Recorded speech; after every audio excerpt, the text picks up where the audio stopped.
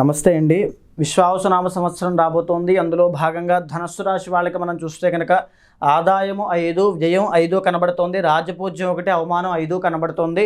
ఈ సంవత్సరంలో వీళ్ళకి పాజిటివిటీ ఎక్కువ ఉందని చెప్పొచ్చు. బికాజ్ ఎందుకనంటే 3వ స్థానంలో రాహు అద్భుతంగా యోగిస్తున్నాడు. ఎవరైనా సరే ఏదైనా వృత్తిలోకి ఇప్పుడు లేటెస్ట్గా నేను ఏదైనా ఒక జాబ్ చేయాలనుకుంటూ ఆశతో దిగినట్టయితే ఖచ్చితంగా శుభవార్తలు వినే అవకాశం ఉంటుంది. 7వ స్థానంలోకి గురుడు రాబోతున్నాడు. మే 15వ తారీఖు తర్వాత నుంచి వీళ్ళకి అద్భుతమైన ధన ఆదాయం పెరగడము, శుభకార్యాలు జరగడము, వివాహం కాని వాళ్ళకి వివాహం అవ్వడము, సంతానం లేని వాళ్ళకి సంతానము, బిజినెస్ పెట్టాలనుకున్న వాళ్ళకి బిజినెస్ పెట్టేటువంటి యోగాలు అద్భుతంగా కలిసి వచ్చేటువంటిది ఉంది.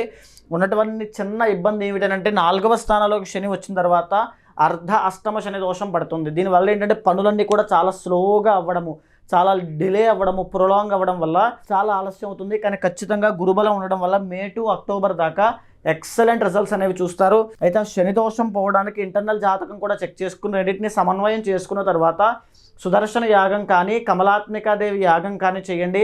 అద్భుతమైన ధన ఆదాయము, రాజయోగము మీకు పడుతుంది.